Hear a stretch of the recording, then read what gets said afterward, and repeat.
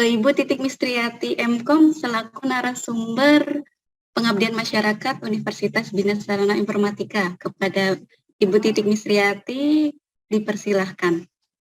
Baik, terima kasih Bu Cucu atas waktunya. Assalamualaikum warahmatullahi wabarakatuh.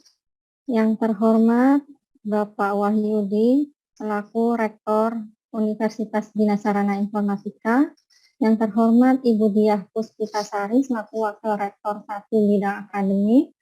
Yang terhormat Bapak Suharyanto selaku Wakil Rektor 2 Bidang Non-Akademik. Yang terhormat Bapak Ibu Dekan Universitas Bina Sarana Informatika dan Bapak Ibu Kaprodi Universitas Bina Sarana Informatika yang tidak bisa saya sebutkan satu persatu. Serta Bapak Ibu dosen selaku peserta pada sosialisasi panduan penelitian dan pengabdian masyarakat tahun 2022. Pada kesempatan kali ini saya akan menyampaikan sosialisasi panduan pengabdian masyarakat untuk pendidikan vokasi yang sebelumnya sudah disosialisasikan juga dari Kemdikbud pada hari Kamis tanggal 16 Desember 2021.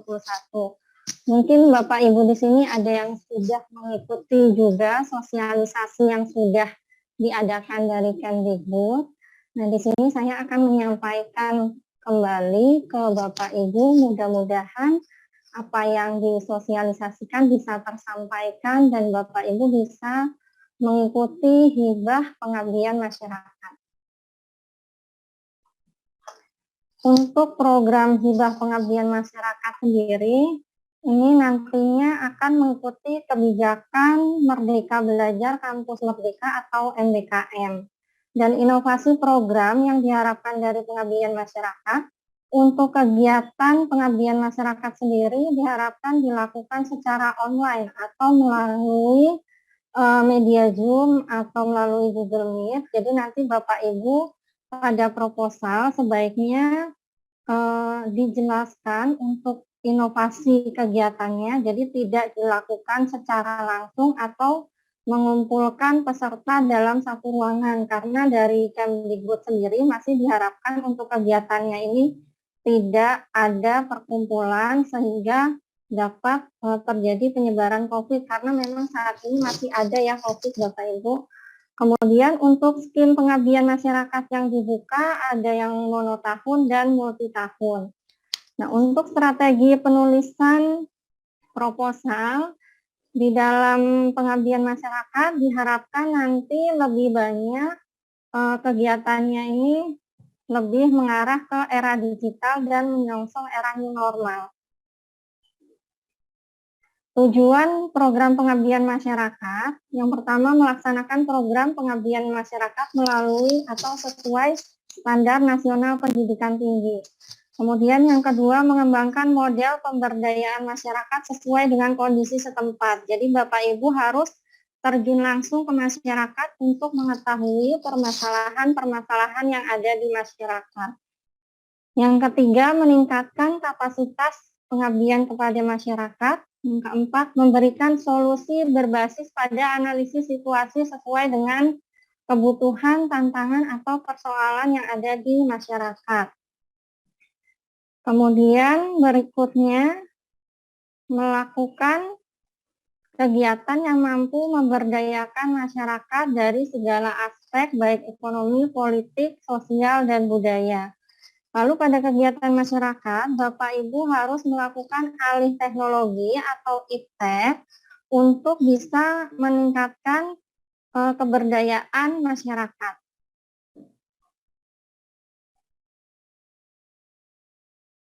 Pada kegiatan pengabdian masyarakat harus mengacu kepada 4 prioritas Renstra, yaitu meningkatkan angka partisipasi pendidikan tinggi, menguatkan mutu dan relevansi pendidikan tinggi, menguatkan mutu dosen dan tenaga kependidikan, menguatkan sistem tata kelola Dirjen Pendidikan Tinggi. Kemudian kegiatan pengabdian masyarakat juga harus mendukung kegiatan kampus merdeka. Pada pengabdian masyarakat wajib melibatkan mahasiswa, di mana nanti mahasiswa ini akan direcognisi kegiatannya menjadi MBKM dan disesuaikan atau dikonversi ke dalam SKS. Dan nanti ada ketentuannya untuk masing-masing program berapa SKS yang harus disesuaikan. Lalu dalam proposal Bapak Ibu juga harus memasukkan 8 indikator kinerja utama, minimal yang dimasukkan ada 2 indikator. Misal lulusan mendapat pekerjaan yang layak atau mahasiswa mendapat pengalaman di luar kampus. Jadi minimal ada 2 yang harus dimasukkan ke dalam proposal. Kemudian untuk pendanaan sendiri, selain pendanaan dari Kemdikbud, dari hibah penelitian dan pengabdian masyarakat, nanti akan ada juga pendanaan yang lain. Misalnya di sini ada insentif berdasarkan IKU, ini khusus untuk PTN. Kalau untuk PTS bisa mengikuti yang matching fund kerjasama dengan mitra atau kompetitif fund program kompetisi kampus merdeka. Dan nanti ini akan ada informasi lebih lanjutnya dari Kemdikbud. Fokus bidang pengabdian masyarakat, ada beberapa nanti yang bisa Bapak Ibu ajukan untuk hibahnya, bisa dari green economy, blue economy, teknologi tepat guna dan STEM, pariwisata, teknologi dan alat kesehatan atau teknologi digital. Misalnya Bapak Ibu ada yang mengambil dari bidang pariwisata. Nah, ini nanti bisa berkolaborasi dosen dengan bidang keilmuan pariwisata, kolaborasi misalnya dengan dosen di bidang sistem informasi, misal untuk memajukan pariwisata supaya pariwisata tersebut diketahui masyarakat luas, misalnya dengan menggunakan website, maka membutuhkan dosen dari keilmuan sistem informasi. Atau bisa juga Bapak Ibu mengajukan di bidang penanganan COVID. Ini juga saat ini kan memang sedang pandemi. Nah, ini mungkin nanti akan lebih diperhitungkan dari Kemdikbud untuk bahasan tentang penanganan COVID. Atau juga bisa juga mengajukan di teknologi digital, misal untuk pembelajaran di sekolah. Jadi kalau di sekolah kan memang belum secara full dilakukan pertemuan tatap muka, dan nanti untuk pembelajarannya misal menggunakan teknologi digital, misal dengan e-learning dan lain-lain. Nah, untuk pengusulan pengabdian masyarakat di bidang vokasi, untuk pendanaan tahun depan yang dibuka ada 3 skema, yaitu penerapan IPTEK masyarakat atau PIM, kemudian penerapan IPTEK pengembangan kewilayahan atau PIPK, dan penerapan usaha produk IPTEK vokasi atau PUPIV. Nah, ini untuk yang di bidang vokasi. Pada saat Bapak Ibu mengajukan proposal pengabdian masyarakat, yang perlu diperhatikan adalah kegiatannya ini bukan merupakan penelitian, bukan juga yang sedang disurvei atau diuji coba. Nah, sebaiknya pengajuan hibah pengabdian masyarakat ini berdasarkan hasil penelitian. Jadi penelitian yang sudah ada hasilnya, nah itu bisa diajukan untuk pengabdian masyarakat. Kemudian untuk membuat judul juga harus yang menarik dan eye-catching. Tapi biasanya untuk judul pengabdian masyarakat ini tidak boleh sama dengan judul penelitian. Kalau judul penelitian misalnya menggunakan kajian, itu nggak boleh karena sudah kelihatan bahwa itu adalah penelitian, bukan pengabdian. Nah, biasanya kalau judul pengabdian itu lebih simpel, pada judul itu harus menyebutkan nama mitranya. Misal kalau yang sebelumnya kan ada PKM ya Bapak Ibu, nah PKM ini untuk yang pendidikan akademik. Nah, biasanya judulnya PKM pada kelompok tani di desa apa. Nah, itu bisa untuk judul pengabdian masyarakat. Lalu hasil analisisnya harus terukur secara kuantitatif. Pengabdian masyarakat memecahkan permasalahan sumber daya manusia atau sumber daya alam, wilayah dan kelompok sasarannya jelas. Jadi nanti untuk pengabdian masyarakat itu kan berbasis wilayah. Jadi sebaiknya Bapak Ibu mencari mitra ini jarak maksimalnya adalah 200 km dari perguruan tinggi. Kemudian dokumen sesuai dengan panduan. Jadi Bapak Ibu bisa buka lagi panduan yang sekarang, yang terbaru. Mungkin kemarin yang sudah menyusun proposal kan mengikuti panduan edisi 13. Nah, bisa diubah dengan edisi 13 revisi yang saat ini atau disesuaikan dengan panduan pengabdian yang vokasi kalau yang prodinya adalah prodi vokasi. Iptek metode alat jelas, tepat, dan benar. Kemudian ada evaluasi dan indikator keberhasilan, ini juga harus dijelaskan di proposal. Jadi harus jelas peningkatan mitranya itu berapa persen, itu dicantumkan dalam presentasinya dan ada nominalnya. Lalu anggaran dan kepakaran tim multidisiplin. Nah, anggaran ini nanti harus ada investasi ke mitra. Maksimal kurang lebih anggarannya itu adalah 40% dari total anggaran itu harus diinvestasikan ke mitra, entah itu berupa barang, berupa alat, atau berupa teknologi tepat guna. Lalu ada keterlibatan mahasiswa di dalam pengabdian masyarakat. Nah, ini nanti Bapak Ibu harus jelaskan pada proposal mahasiswa yang terlibat siapa saja dan tugasnya apa saja, itu harus dijelaskan secara detail.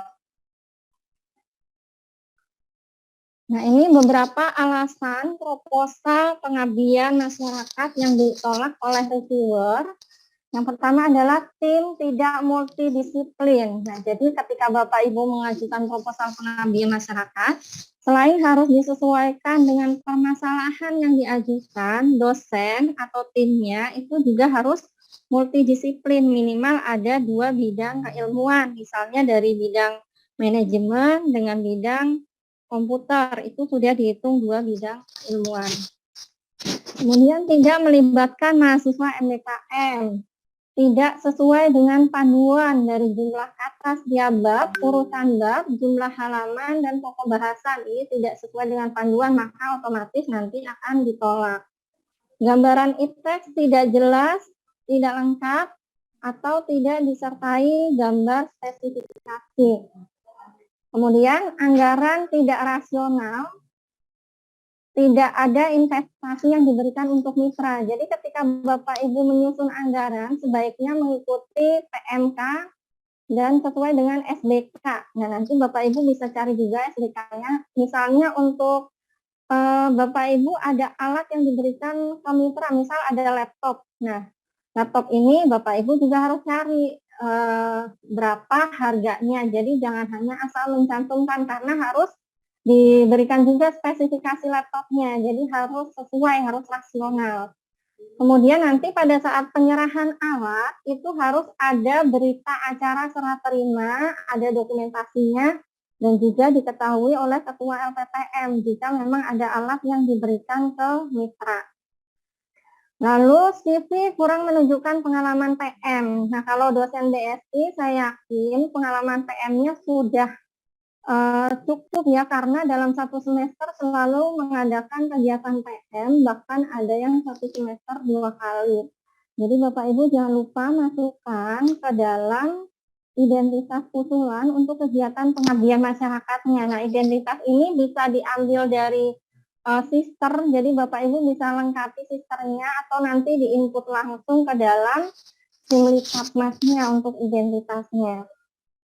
Lalu surat kesediaan mitra tidak sesuai atau tidak ada. Nah, ini wajib ada untuk pengabdian masyarakat, harus ada mitra disertai dengan surat kesediaan mitra. Nah, untuk tahun sebelumnya memang tidak ada formatnya untuk surat kesediaan mitra.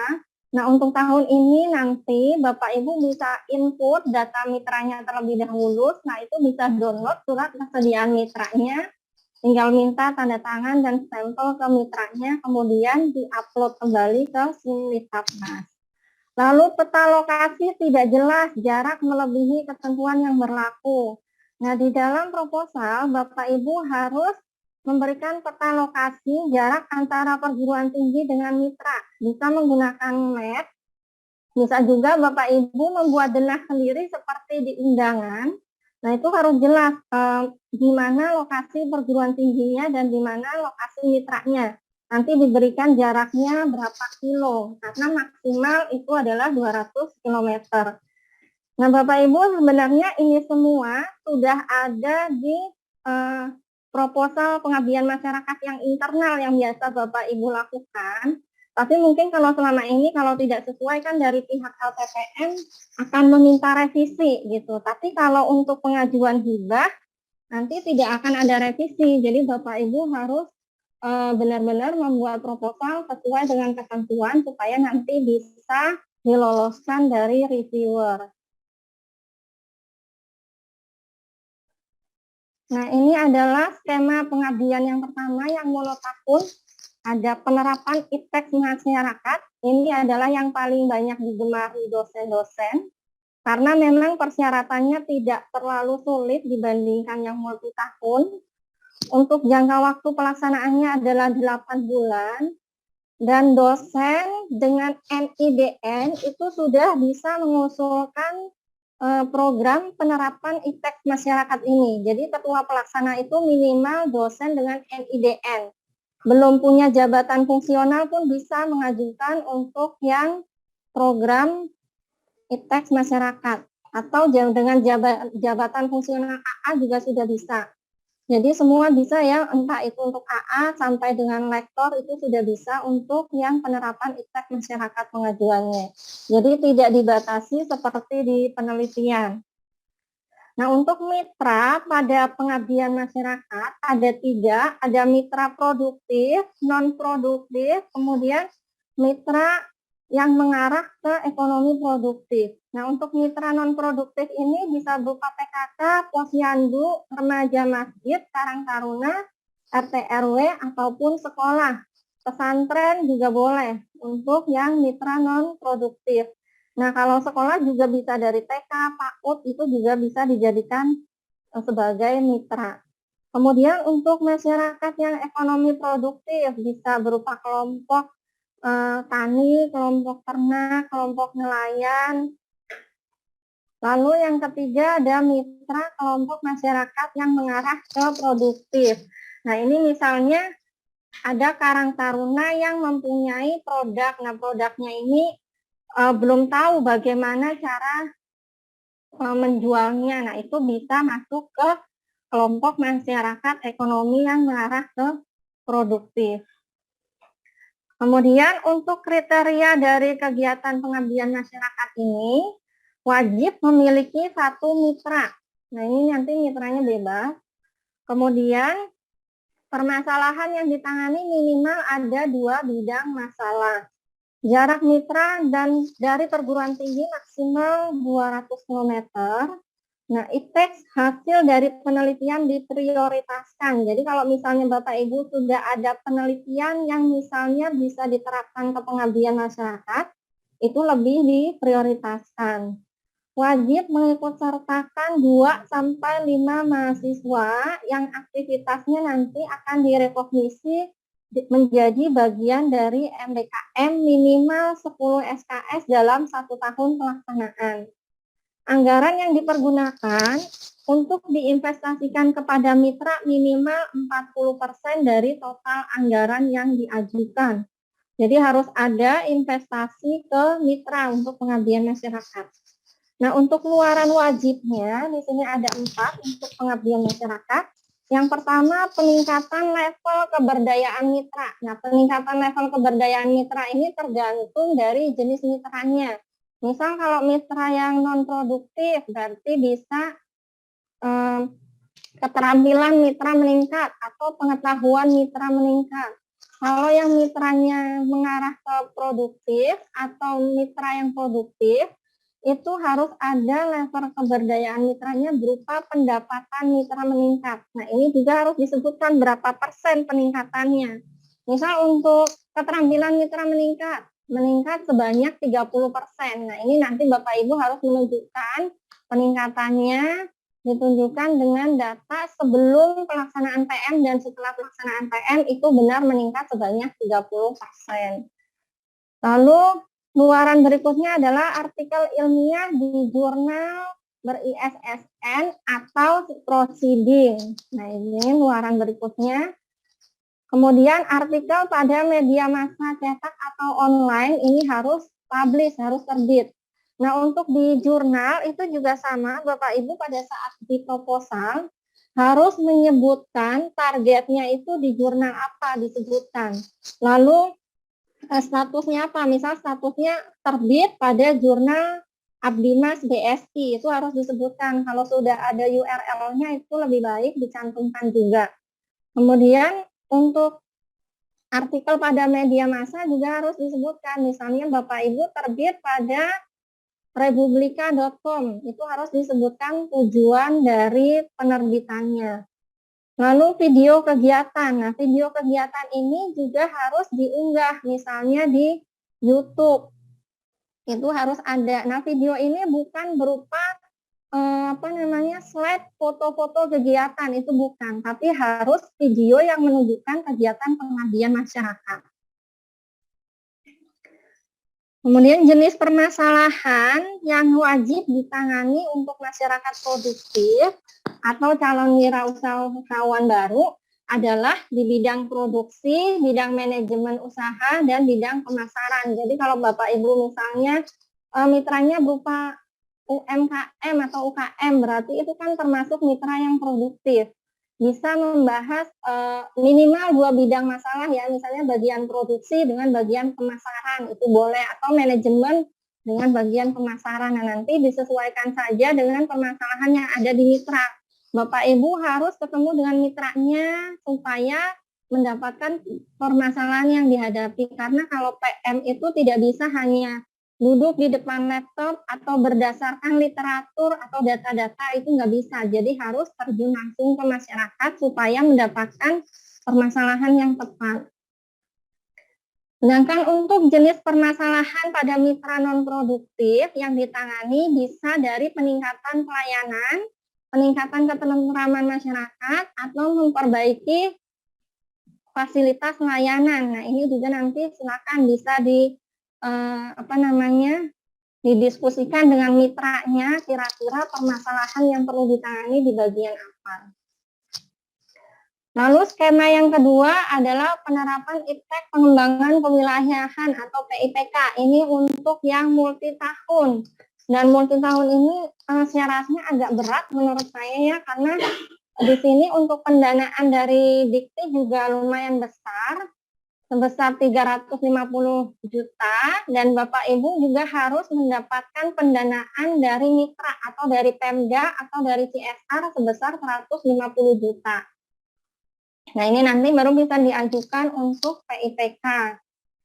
Tim pengusulnya terdiri dari 5 orang, 1 sebagai ketua dan 4 sebagai anggota. Nah, kalau untuk kegiatan pengabdian masyarakat, entah itu untuk tim, PIPK, atau PUPIP, itu memungkinkan Bapak Ibu berkolaborasi dengan perguruan tinggi lain. Jadi kalau misalnya Bapak Ibu mau mengajukan judulnya tentang penanganan COVID, nah ini kan berarti harus berkolaborasi di bidang kesehatan. Kalau di BSI kan mungkin belum ada yang kesehatan, bisa berkolaborasi dengan perguruan tinggi lain. Nah, ini cukup berat ya untuk yang PIPK, tapi nanti jika Bapak Ibu ada yang mengajukan, dipersilakan. Kemudian berikutnya ada program penerapan usaha produk inovasi atau PUPIF. Pendanaannya adalah 200 juta dari Kemdikbud. Lalu ada kontribusi pendanaan dari perguruan tinggi kurang lebih 30 juta per tahun. Jadi kalau kegiatannya ini kan 3 tahun, berarti dari perguruan tinggi per tahunnya 30 juta, 3 tahun berarti 90 juta kurang lebih untuk pendanaan dari perguruan tingginya. Nah, untuk pengusulnya maksimal 4 orang, 1 sebagai ketua, 3 sebagai anggota. Bidang ilmu pengusul terkait dengan produk atau jasa dan ada yang mempunyai kompetensi ekonomi atau marketing. Dan wajib melibatkan mahasiswa. Nah, nanti ini akan direkognisi juga untuk mahasiswanya minimal 10 SKS per tahun. Minimal dalam 1 semester, baik dalam bentuk rekognisi mata kuliah atau kombinasi dengan mata kuliah baru dan atau SKPI. Nah, tim pengusul wajib bekerja sama dengan industri untuk mencapai IKU perguruan tinggi vokasi. Nah, ini cukup berat ya Bapak Ibu untuk yang program multi tahun. Kemudian untuk kriterianya unit usaha PUPIF yang diusulkan diutamakan usaha yang sudah berjalan dan telah mempunyai struktur organisasi yang jelas di perguruan tinggi. Produk jasa PUPIF diutamakan memiliki keunggulan dan keunikan yang kompetitif dan prospektif dan tidak bersaing dengan produk masyarakat. Diprioritaskan produk atau jasa merupakan hasil penelitian tim pengusul. Jadi sebelumnya Bapak Ibu sudah ada penelitian berupa hasilnya berupa produk. Nah, ini yang diajukan sebagai pengabdian masyarakatnya. Jangka waktu pelaksanaannya adalah 3 tahun. Lalu ini kemudian ada komitmen dari perguruan tinggi untuk melanjutkan PUPIF setelah pendanaan dari Direktorat Akademik Perguruan Tinggi Vokasi sudah berakhir. Jadi ketika pelaksanaan hibahnya jangka waktu 3 tahun sudah berakhir, Bapak Ibu harus tetap melanjutkan kegiatan PUPIF-nya, tidak boleh selesai juga ketika pendanaan. Usulan dananya maksimal 200 juta per tahun dan dana dari perguruan tingginya minimal 30 juta per tahun selama 3 tahun. Nah, anggaran dipergunakan untuk peralatan minimal 50% dari total anggaran. Sumber dana lain bisa didapatkan dari Pemda, lembaga pemerintah lain, atau lembaga swasta. Nah, untuk luarannya, peningkatan level keberdayaan mitra bisa dari peningkatan mitra, kemudian pengetahuan mitra meningkat, ataupun pelayanan mitra meningkat. Ini juga harus ditunjukkan berapa persen peningkatannya. Lalu untuk artikel ilmiah diterbitkan pada Jurnal Nasional Terindeks Cinta minimal peringkat 4, atau artikel ilmiah pada jurnal internasional, atau artikel pada proceeding terindeks bereputasi. Kemudian luaran yang ketiga adalah artikel pada media massa cetak atau elektronik. Lalu yang keempat, video kegiatan ini juga sudah diunggah misalnya di dalam YouTube. Nah, kemudian ada luaran wajib pada tahun ketiga, yaitu menghasilkan produk berkekayaan intelektual dalam bentuk paten sederhana. Jadi ini harus ada HKI-nya pada tahun ketiga. Kemudian untuk penilaian administrasi dan substansi yang dilakukan pada pengajuan hibah pengabdian masyarakat, di sini 90% diambil dari kelayakan usulan atau substansi, yang 10% diambil dari identitas usulan dan kelayakan administrasi. Jadi Bapak Ibu harus benar-benar memperhatikan ketentuan-ketentuannya harus sesuai. Pokoknya untuk pengabdian masyarakat harus multidisiplin, minimal 2 bidang kompetensi. Kemudian penulisan harus sesuai dengan panduan. Tim pengusul, kalau untuk tim maksimal 3 orang, 1 sebagai ketua, 2 sebagai anggota. Tapi kalau untuk program multi tahun bisa berjumlah 4 orang.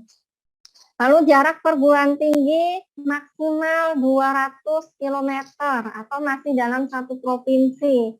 Jadi nanti Bapak Ibu bisa disesuaikan saja, karena kalau BSI kan ada PSDKU, misalnya di Pontianak. Nah, nanti mungkin untuk mitranya jaraknya Bapak Ibu ambil saja dari jarak PSDKU Pontianak, jangan mengambil jarak dari rektorat karena pasti lebih dari 200 km.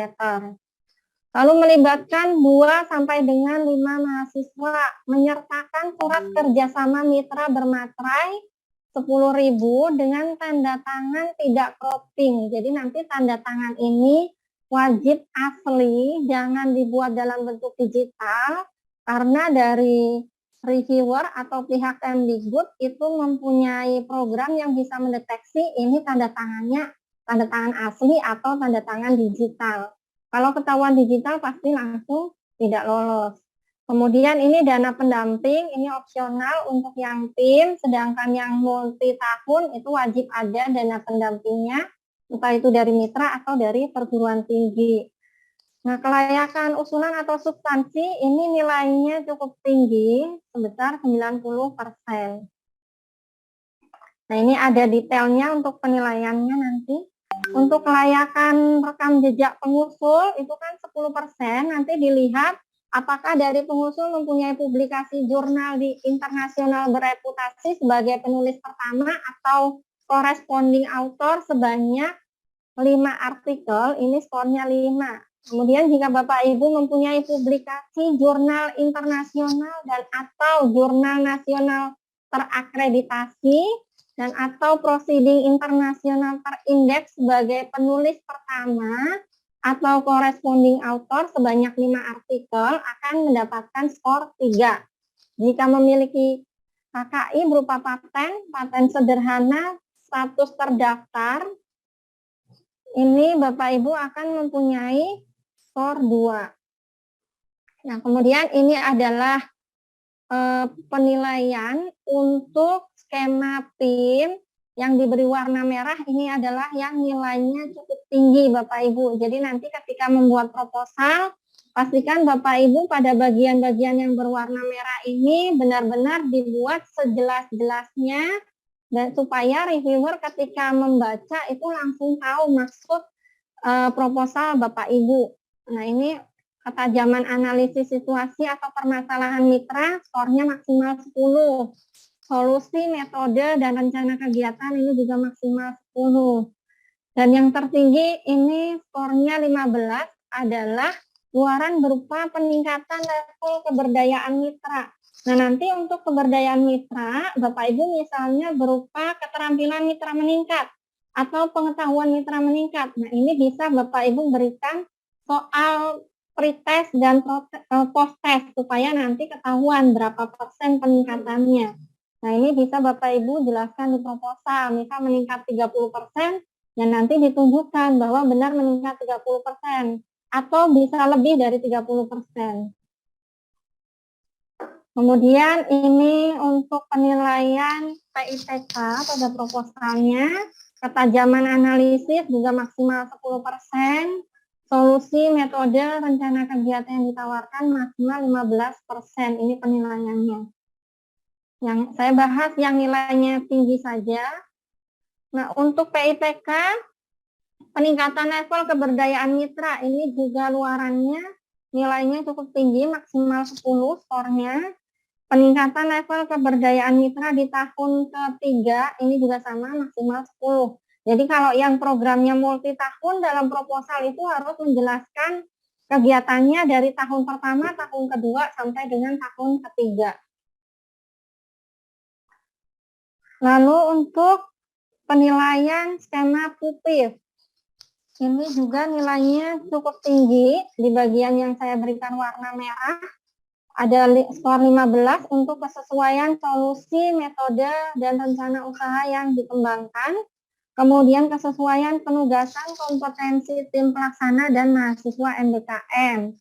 Kualitas iptek yang dikembangkan, kemudian proyeksi peningkatan pendapatan dan produktivitas di unit UPIF. Ini juga nilainya cukup tinggi. Nah, ini juga harus dijelaskan kalau yang multi tahun, tahun kedua, tahun ketiga. Berikutnya adalah untuk pengusulan pada Simlitapmas. Nah, ini saya jelaskan langsung untuk yang penelitian dan pengabdian. Itu caranya sama untuk pengusulan ke Simlitapmasnya. Bapak Ibu nanti bisa masuk ke Simlitapmas, alamatnya berubah ya Bapak Ibu. Kalau sebelumnya kan Simlitapmas Ristek Dikti, saat ini yang harus Bapak Ibu akses adalah di simlitapmas.kemdikbud.go.id.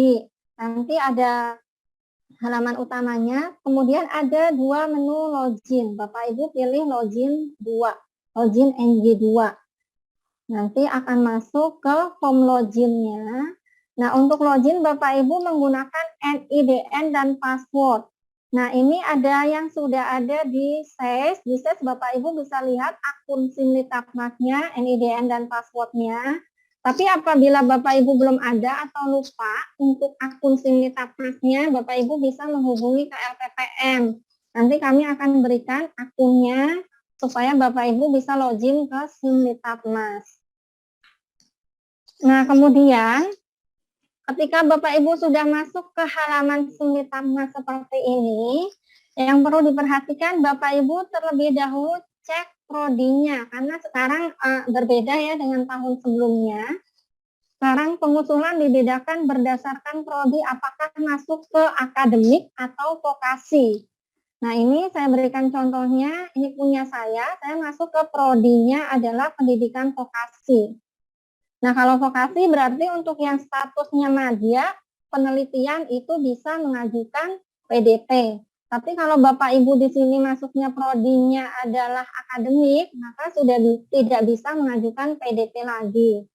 Jadi nanti untuk ketuanya bisa dari pendidikan vokasi, nah sedangkan untuk anggota itu boleh dari akademik atau vokasi. Nah, untuk pengusulan penelitian, Bapak Ibu bisa klik dari menu penelitian, nanti pilih usulan baru. Nah, kalau untuk pengabdian, dari menu pengabdian nanti usulan baru. Nah, di sini ada juga identitas dari pengusul. Nah, Bapak Ibu bisa cek terlebih dahulu identitas Bapak Ibu ini.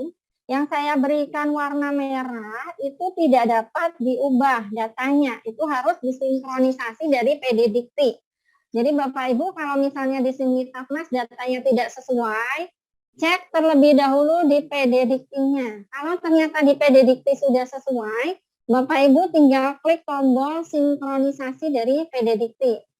Kalau misal Bapak Ibu sudah sinkronisasi tapi tidak berubah juga, bisa menghubungi ke LPPM, nanti dari operator LPPM akan dibantu untuk sinkronisasinya.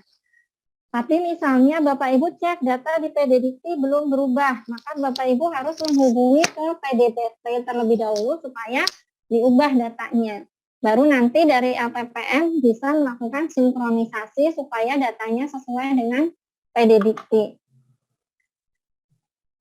Berikutnya, yang sekarang Bapak Ibu bisa lakukan itu adalah melengkapi data pengusul mulai dari identitas sampai dengan naskah akademik kalau misalnya ada. Jadi Bapak Ibu sebelum mengajukan hibah, sebaiknya dilengkapi terlebih dahulu data identitasnya mulai dari penelitian, pengabdian, kemudian artikelnya, HKI, kemudian kalau ada karya-karya lain Bapak Ibu bisa masukkan. Nah, Bapak Ibu lengkapi CV selengkap-lengkapnya. Jadi masukkan semua supaya nanti datanya terupdate. Jadi pada saat Bapak Ibu mengajukan usulan hibah itu nanti otomatis ketarik ke dalam CV Bapak Ibu. Nah, ini untuk pengusulannya dari menunya. Kalau penelitian berarti Bapak Ibu pilih penelitian. Kalau pengabdian pilih menunya pengabdian. Setelah itu klik usulan baru. Nanti akan tampil seperti ini datanya. Pastikan Bapak Ibu sudah muncul singkatnya di sini. Kemudian statusnya aktif, tanggungan kegiatannya tidak ada. Karena kalau ada tanggungan Bapak Ibu tidak bisa mengusulkan hibah dengan penelitian atau pengabdian. Tahun usulannya yang dipilih adalah 2021, pelaksanaannya 2022. Setelah ini klik tombol lanjutkan. Nah, nanti akan muncul identitas pengusul dan juga skema penelitian atau skema pengabdian yang bisa Bapak Ibu ambil. Karena ini saya ambilnya dari pengabdian, maka nanti di sini akan muncul skema pengabdian yang bisa Bapak Ibu ambil. Saat ini BSI statusnya adalah klasternya memuaskan. Jadi bisa mengambil tiga-tiganya dari penerapan iptek masyarakat, penerapan iptek pengembangan kewilayahan, dan penerapan usaha produk inovasi vokasi. Ini bisa Bapak Ibu pilih mau yang mana. Nah, setiap dosen itu bisa mengajukan 2 proposal untuk pengabdian masyarakat, satu sebagai ketua, satu sebagai anggota, atau dua-duanya sebagai anggota. Bisa juga Bapak Ibu mengajukan satu sebagai ketua pengusul penelitian, kemudian satu sebagai anggota. Jadi Bapak Ibu punya kesempatan 4 proposal. Jika Bapak Ibu sanggup bisa mengajukan 4 proposal ya, 2 penelitian dan 2 pengabdian. Nah, kemudian akan ada rekam jejak yang sudah Bapak Ibu input di sini, atau bisa juga Bapak Ibu tambah data baru. Data dari artikelnya dimasukkan semuanya ya. Masukkan di sini selengkap-lengkapnya. Lalu klik lanjutkan. Nah, setelah Bapak Ibu mengisi data identitas diri, berikutnya adalah mengisi identitas usulan, kemudian menyusun dan mengunggah substansi usulan, menyusun RAB, mengunggah kelengkapan dokumen, dan kirim usulan. Nah, sebaiknya Bapak Ibu dari sekarang sudah ada draft proposalnya, sudah ada draft RAB-nya, jadi nanti tinggal dimasukkan saja ke Simitpatmas.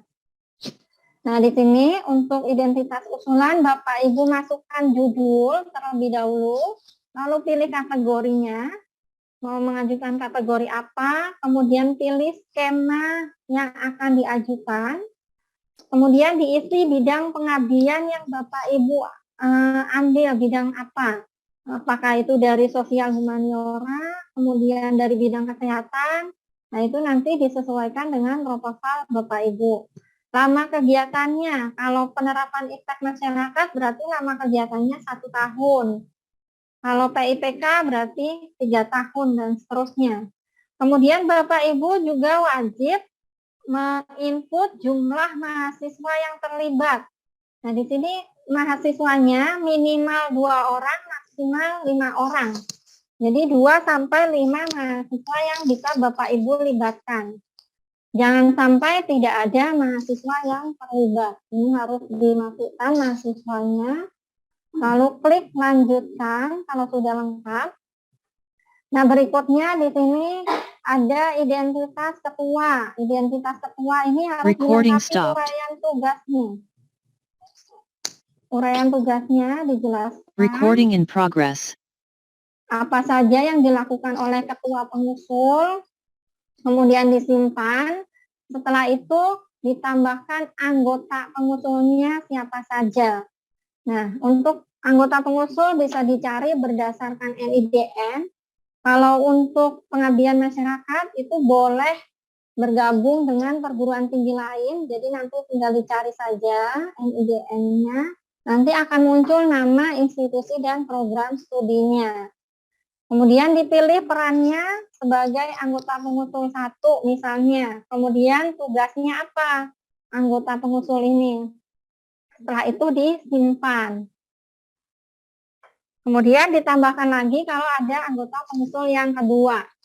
Nah, nanti akan muncul identitas pengusulnya di sini. Ada ketua dan juga ada anggotanya sudah muncul. Pastikan berbeda bidang ilmunya, minimal 2 bidang keilmuan. Nah, di sini misalnya anggotanya ada dari ilmu hukum dan sistem informasi. Nah, ini sudah dianggap 2 bidang keilmuan. Lalu untuk pengusulannya, Bapak Ibu nanti bisa download atau unduh template dari proposalnya. Jadi setelah Bapak Ibu mengisi judul, mengisi anggota, baru bisa unduh template proposalnya. Setelah diunduh templatenya, nanti kurang lebih seperti ini templatenya. Nah, Bapak Ibu tidak perlu mengubah template yang sudah ada, jadi cukup diisi pada bagian titik-titik ini. Ini kan ringkasan, Bapak Ibu isi ringkasannya di sini. Yang lainnya tidak perlu diubah-ubah. Kemudian diisi kata kunci. Lalu pendahuluan, tinggal di copy paste dari proposal yang sudah Bapak Ibu buat. Masukkan ke sini pendahuluannya, lalu solusi permasalahan, metode pelaksanaan, jadwal kegiatan, daftar pustaka, gambaran iptek, dan peta lokasi.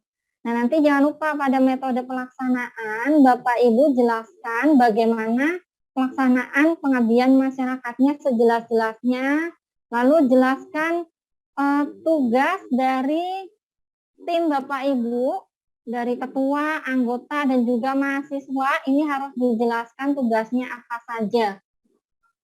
Nah, kemudian peta lokasi, jangan lupa ditampilkan petanya dari perguruan tinggi ke mitra, supaya kelihatan jaraknya. Nah, kalau Bapak Ibu sudah masukkan proposalnya sesuai template, nanti Bapak Ibu tinggal unggah di sini. Diklik, pilih proposal yang sudah Bapak Ibu sesuaikan dengan template, lalu diunggah, maka nanti akan tampil di sini proposal yang sudah Bapak Ibu unggah. Berikutnya, Bapak Ibu wajib mengisi luaran dan target capaian. Luaran wajibnya ini baik untuk penelitian dan pengabdian, caranya sama ya untuk mengisinya. Kalau untuk pengabdian, ada 4 luaran wajibnya tadi, ada level keberdayaan mitra, kemudian jurnal atau proceeding, lalu ada artikel di media massa cetak, dan juga video kegiatan. Nah, pada saat Bapak Ibu mengisi luaran wajib, jangan lupa diisikan targetnya di mana. Atau misalnya terbit di jurnal apa, itu harus dijelaskan. Jadi jangan sampai luarannya itu hanya berupa draft, karena itu nilainya kecil. Yang nilainya besar itu sudah terbit atau publish, kemudian linknya di mana itu disebutkan. Nah, kemudian nanti target ini, luaran ini nanti akan ditagih pada saat pelaporan karena harus tercapai. Kemudian harus ada luaran tambahan. Nanti Bapak Ibu tinggal masukkan luaran tambahannya apa. Luaran tambahan ini yang belum ada di luaran wajib, tinggal ditambahkan, misalnya luaran tambahannya berupa HKI dan sebagainya.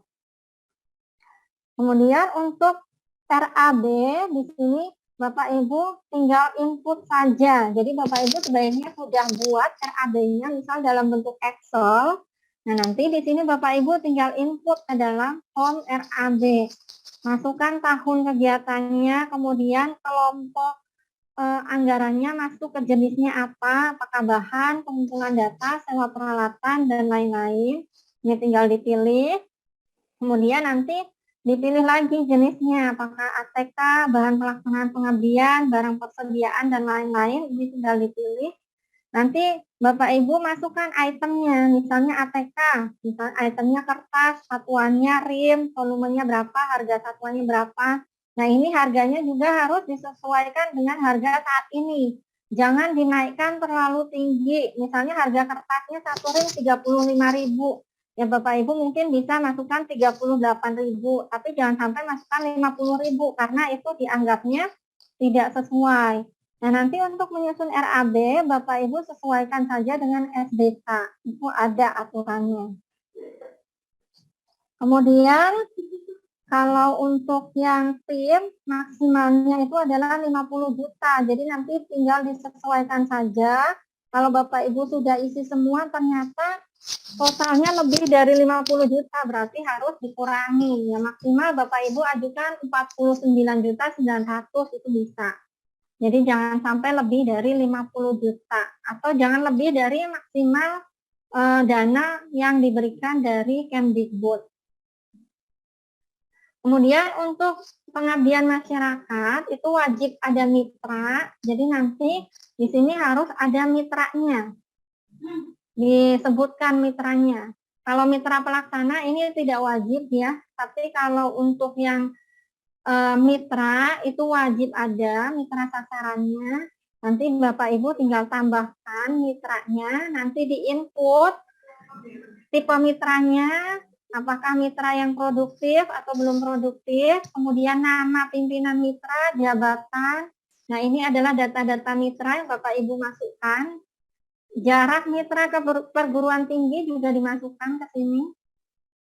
Kemudian masalah yang diselesaikan di mitra apa aja. Di sini disebutkan minimal 2 bidang masalah. Kemudian apakah ada kontribusi pendanaan dari mitra atau tidak? Kalau tidak ada 0, kalau ada disebutkan berapa kontribusi pendanaan dari mitranya. Setelah diisi data mitranya lengkap, diklik simpan, nanti Bapak Ibu bisa unduh dokumennya. Nah, unduh dokumen ini nanti tinggal Bapak Ibu minta tanda tangan atau stempel dari mitranya. Ini adalah sebagai surat kesediaan mitra. Nah, kalau sudah, nanti hasilnya seperti ini. Dokumen pendukungnya, Bapak Ibu unggah, di sini sudah ada, misal surat kesediaan mitra tadi. Nah, setelah itu Bapak Ibu belum bisa melakukan kirim usulan jika anggota pengusul belum melakukan verifikasi atau belum menyetujui. Jadi nanti dari anggota juga harus login ke Simlitapmas supaya bisa menyetujui usulan yang diajukan.